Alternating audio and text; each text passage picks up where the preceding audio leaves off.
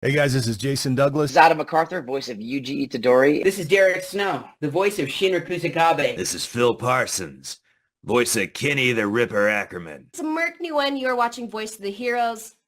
Take it away, Flea Boy. What's good, everybody? You know who it is and what it is. And if you don't, it's the one and only one, Flea Boy Jetson. And you're watching Voice of the Heroes podcast. So if you're tuning in for the first time, please don't forget to like, comment, and subscribe. Also, click that notification bell so you don't miss out on any interviews or discussions from your favorite heroes and villains from around the world. And today we got a very special guest. You might have heard him in great animes like One Piece, Dragon Ball Daima, Chainsaw Man, games like Diablo 4, and did additional work in anime shows like Attack on Titan, Wisteria, Blue Lock, Windbreaker, My Hero Academia, and so much more. Let's welcome Kristian Eros to the show. How you doing? And welcome.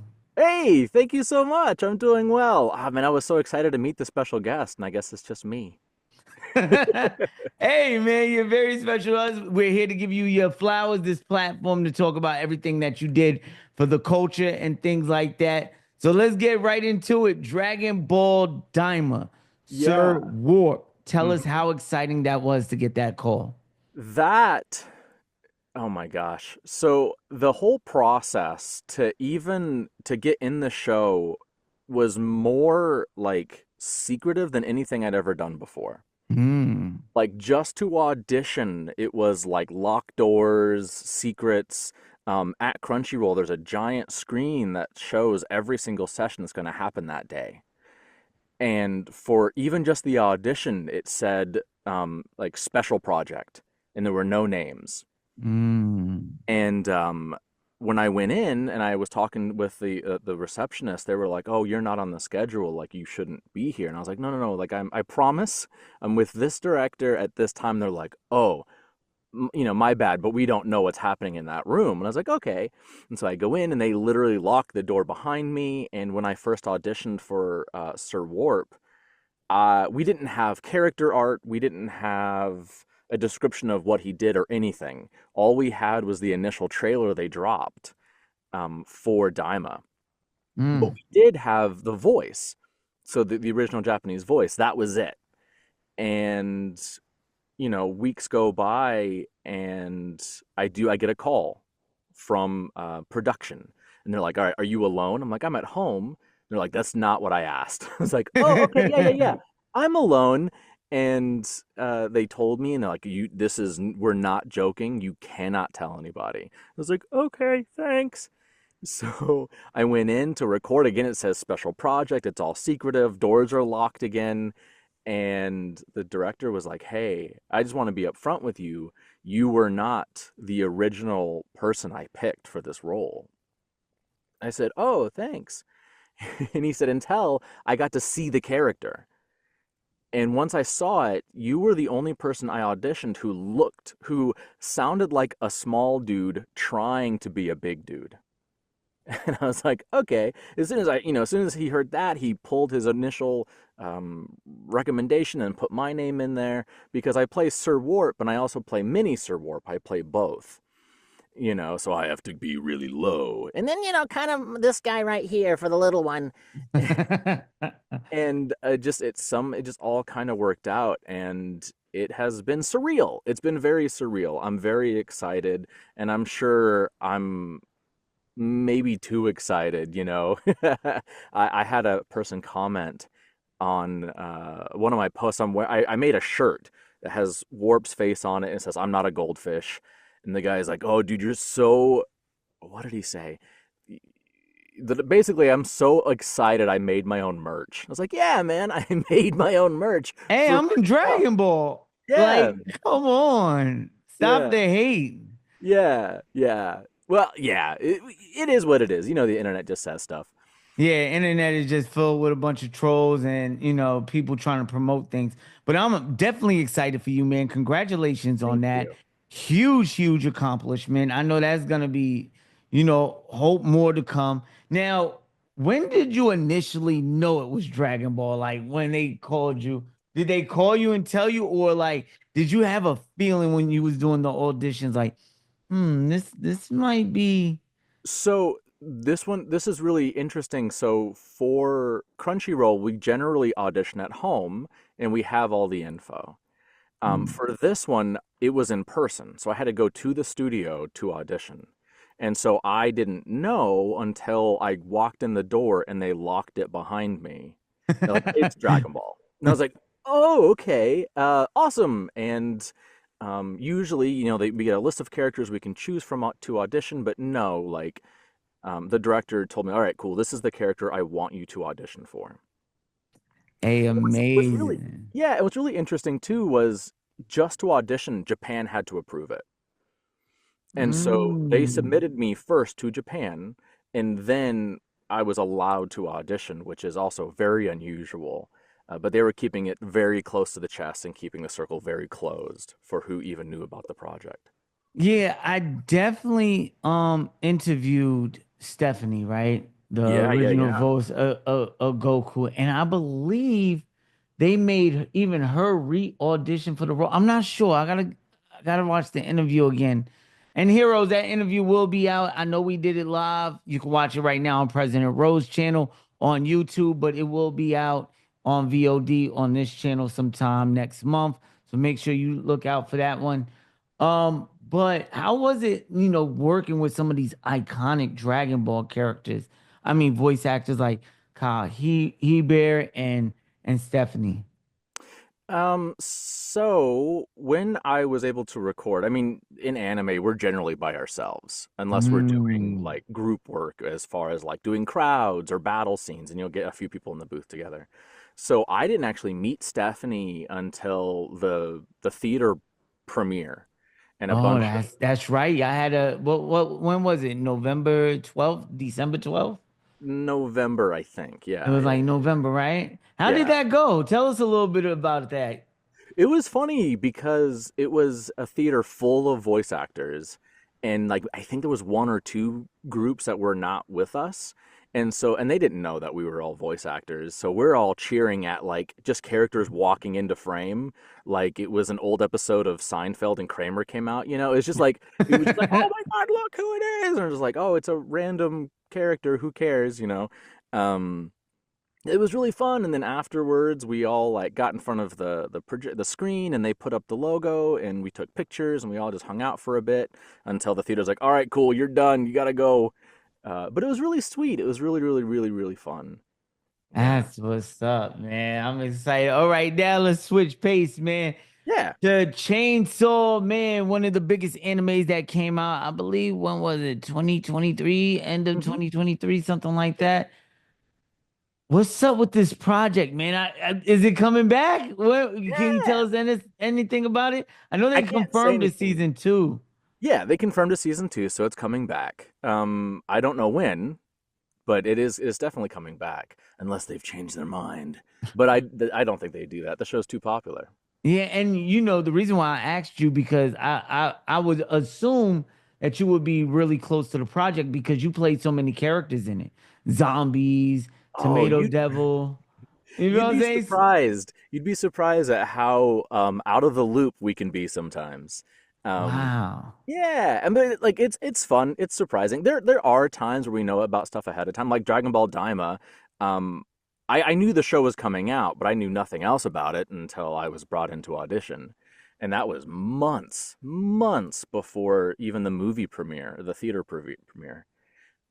But like that generally doesn't happen. Generally, we are brought in like a week before the show drops, and that's about Mm. it. Yeah. So they keep that really okay. Yeah, if you want like real good info on stuff coming up, you have to talk to directors, and if you want even more, you have to talk to producers because they're the ones who really Mm. know what's coming out. I Like should start doing that, switching it up a little bit and start, interviewing directors, producers of directors, the dude, of the shows. engineers, like they're all so awesome and interesting, and the fun part about like doing this is the collaboration of so many different backgrounds.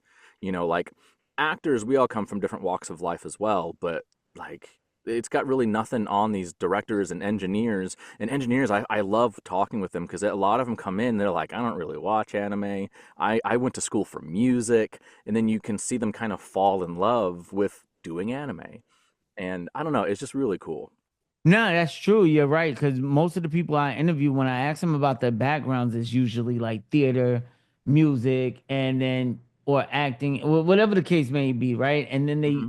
gradually transition into voice acting, and then, of course, anime shows, Hmm. cartoon shows, commercials, audibles, things like that come into play. Now, let's talk about additional work, right? Because usually when people see the credits for, oh, such and such been in Windbreaker, My Hero Academia, One Piece, etc., it usually say additional work.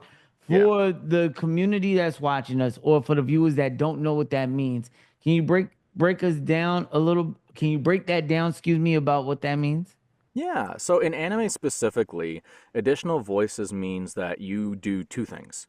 You will do Walla, and Walla is group stuff. So like imagine you are going to like Walmart and it's really crowded. It's like the holiday season. And if you go to Walmart and you don't say anything, like you're quiet and you just listen and you hear just that kind of that wall of sound of people talking around you. You can't necessarily make out what people are saying specifically unless you're close, and it's just this kind of sea of noise. That's what Walla is.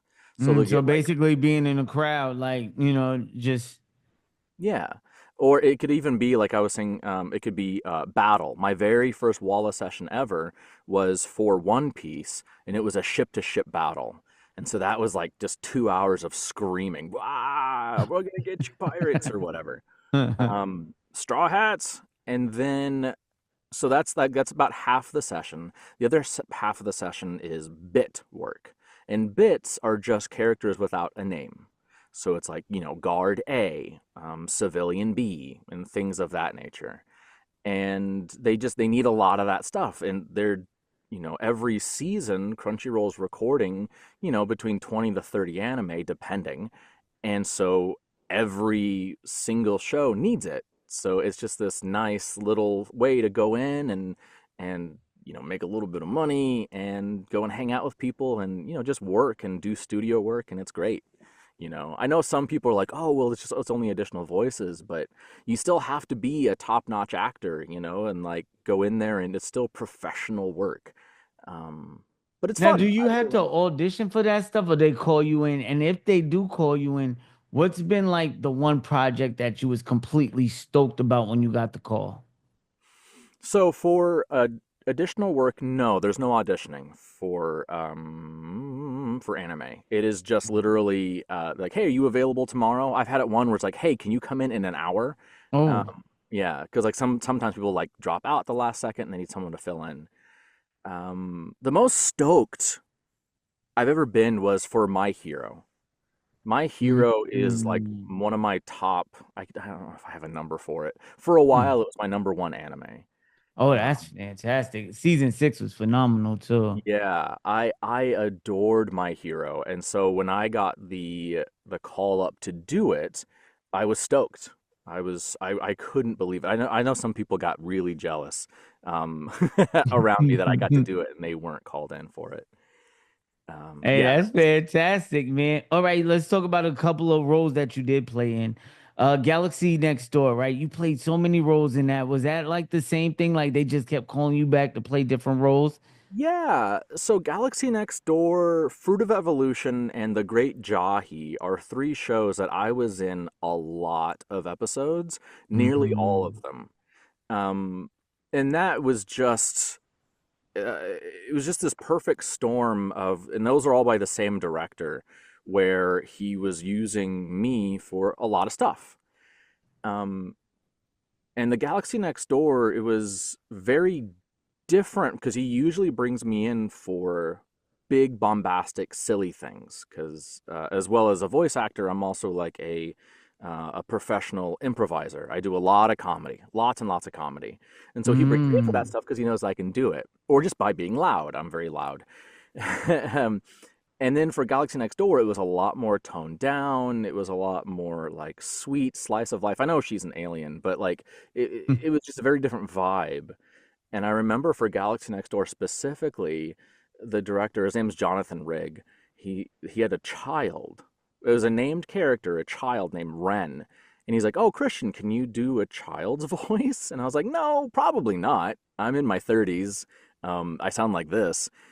Usually they get, a feminine voice to do little boys. He's like, well, whatever. Like, just give it a try. And if we don't like it, we'll trash it. But, whatever. Let's just give it a go.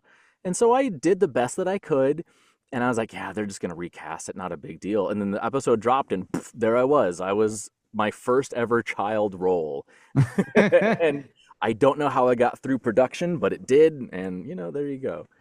Awesome. Now, you've been in a lot of anime shows, right? Out of all the anime shows you've been a part of, would you like to see any of them turned into a live action? Because people are real critical about that, especially what Netflix have been doing. It's been like a little hit and miss. Like I feel like Bleach was a miss, One Piece was a hit. So, if you could have a live action adaptation to any one of them anime shows, which one would it be? That's a really tough question because I don't generally like the live action adaptations. I like the original source, like Yeah. I'm one of those weirdos where I read the manga a lot of the time. And Hey, so I'm one too. yeah, there you go. So it's like, being adapted, it's so weird for me. But if I have to choose, and I know that I signed a contract, I have to answer every single one of your questions. Um, I think I would want Sacrificial Princess and the King of Beasts done in the style of the live action Beauty and the Beast. Because that was done really, really well. I think it's the only live action Disney adaptation I really liked.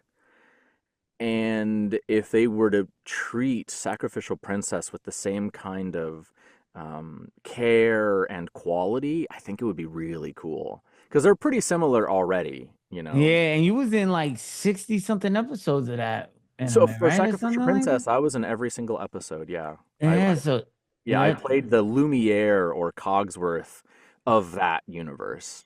Yeah. That's dope. Hey, great answer. I love it, man. Love it. What's your favorite animes? Do you have like a top three, or does because you said earlier it varies, like it Yeah, it switches does. sometime. It does. So, like, you mean like of all time or currently, like what I'm currently watching? Let's do all times, right? And then let's get to your watch list. Let's Okay. get recommendations or something like that. All time, I don't have this in an order because it changes, but Yu Yu Hakusho, Ghost in the Shell, Naruto Bleach. Oh yeah, Naruto is the GOAT. I think that's my top four. Five is too it's too wishy-washy. It's squirrely. I can't get a hold of it.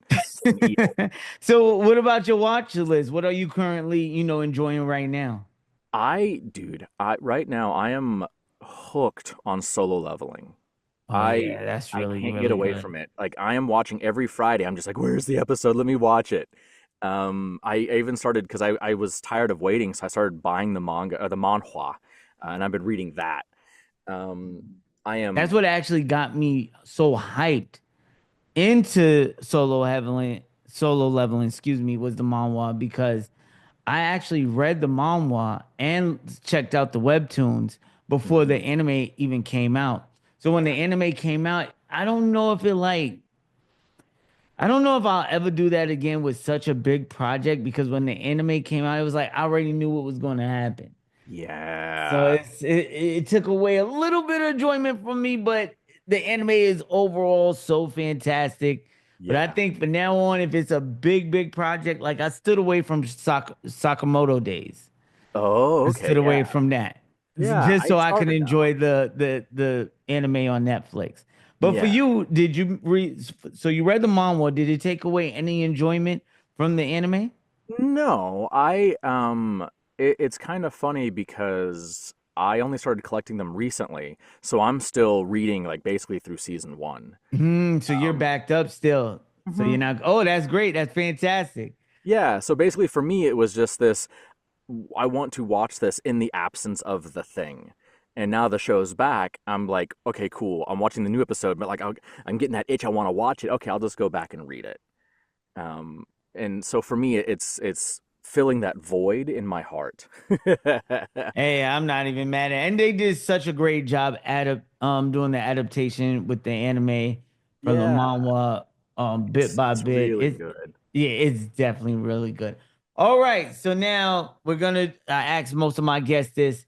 What is your Mount Rushmore? You could choose either one or the other of anime characters or voice actors.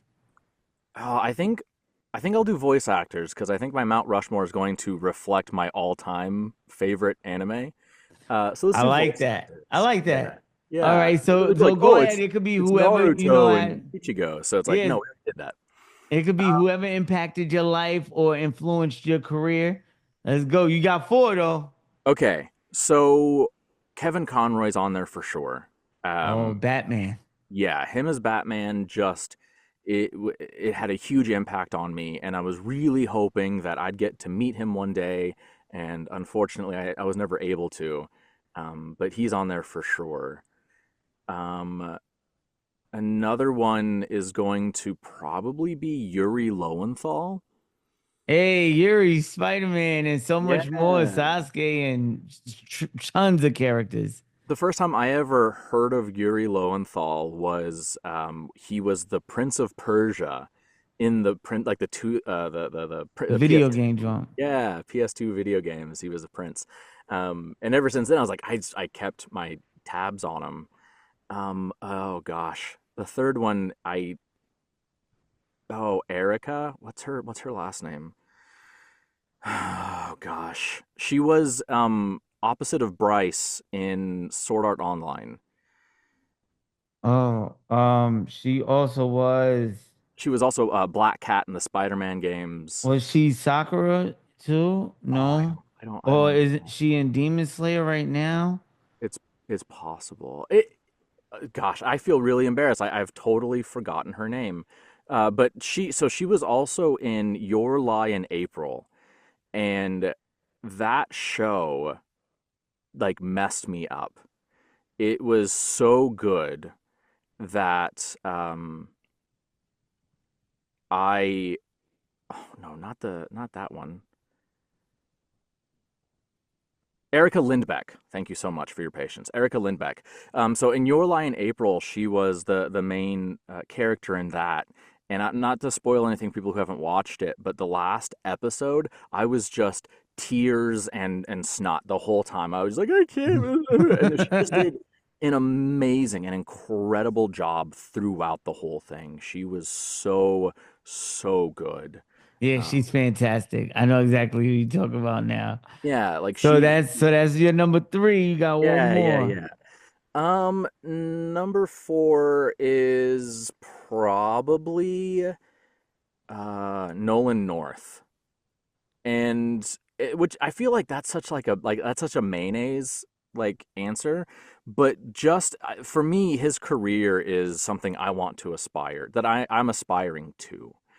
He does everything. He does animation, games, anime. Like he's all over the shop, and he seems like a nice guy. I've never met him in person, um, but yeah, and he seems like me. He just makes jokes all the time, and that's what I do. So he just That's what's up, man. That's a great top four, man. Mount Rushmore. Are there any lines from any one of your characters that resonate with you on a personal level? oh gosh, yes, but it's more the Mm. circumstances that surround it than the line itself, if that makes sense. So I mentioned before, the Great Jahi will not be defeated, I think is the entire title, where the main character Jahi, she's looking for this gem, this magical gem in a forest. And it's kind of a comedy, and so she's getting scared of everything, and she's walking down this forest path, and a little tiny snake pops up from behind a bush, and it hisses at her, and she freaks out and gets scared and runs away. In the booth, so this was one of those sessions where it was an additional voices session, a Walla session. So we did Walla, and we get split up for bits, and Rig, the director, was like, "Hey, dude, all I have for you is this snake." I was like, yeah, that's fine. That doesn't bother me. Like, let's do it. So I get in the booth and he's like, I don't know, man.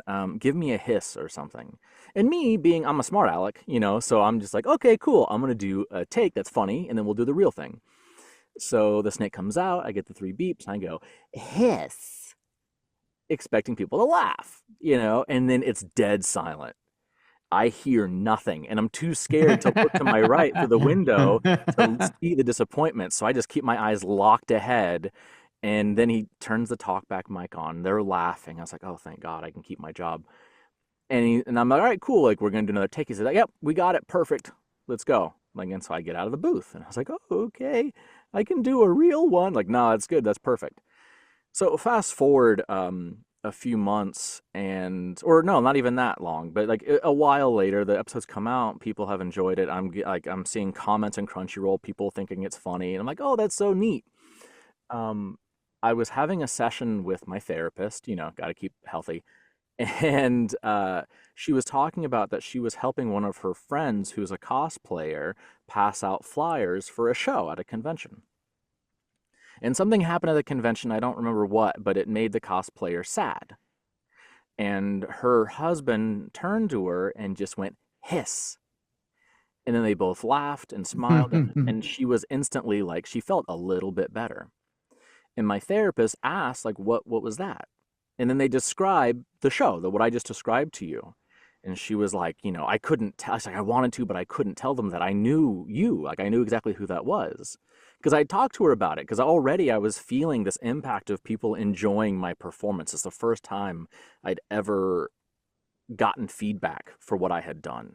Mm-hmm. And hearing that like I had made someone smile when they didn't feel like smiling, when they were sad. And all it was me being a goofball.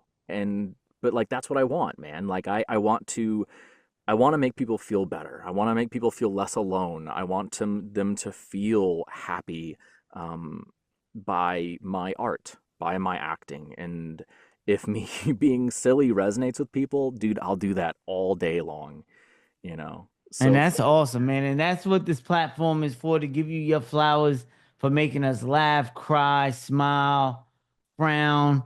It does feel weird to say, That's I what want to we make do people it cry. for.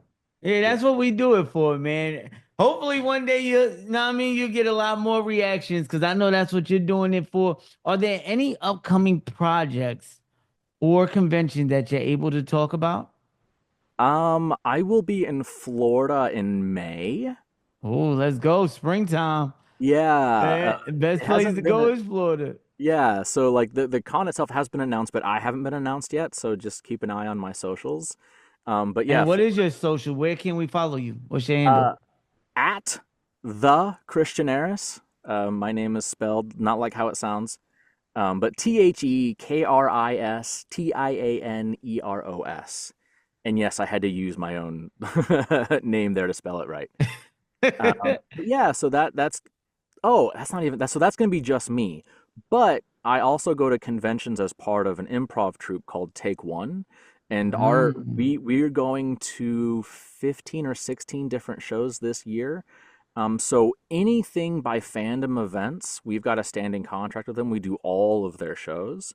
Our next one is called Bomb City in Amarillo, Texas, on March 1st, or whatever that weekend is. That first weekend of March is going to be us there in Amarillo, Texas. After that, I have to look at my schedule and my calendar. But yeah, my show, a solo show that's just me, is going to be in May. Yeah. And what about your comedy? Do you do comedy tours and things like that? Comedy shows? Yeah, so that is like with my improv troupe. That's all comedy. Oh, so that's all comedy. Oh, that's Mhm. fantastic. Yeah, so I'm So going to you be just doing travel like, local, or do you go like? yeah, so we go to bunch of places in Texas. Oh, that's where you're stationed? Yeah, so I'm in Dallas. Oh, that's awesome, man. Go Yeah. Cowboys, baby. Hope Heck y'all have a better season with that new coach, man. Yeah, we'll see. And then we do like New Mexico, Colorado, Arkansas, Oklahoma, Oh, if you're ever in Oklahoma, you gotta Indiana. let me know. I'm stationed in Tulsa, man. Oh, okay, yeah. No, we were just in Oklahoma City for OkiCon back in Mm. December. I think we have a OkiCon Tulsa coming up this year as well. Oh, if you there, I definitely will show up, man. I'm Yeah. very active. I'm trying to get active within the community because I just moved out here, bought a house. So I'm trying to Sure. get, to the comic book stores, the geek out places, the cons everywhere else. I'm trying to get around and, get active and also, promote the show. So it'd Yeah, definitely be nice to see you that would sometime be in Tulsa. awesome. Yeah, Yeah, dude. No, definitely. absolutely. Because I'm pretty sure OkiCon, if OkiCon, I said that weird. If everybody goes to fandomevents.com, they have every single event convention listed on their website, and Take One and myself included are going to be at every single one of them. Ooh, And we a lot of do, traveling.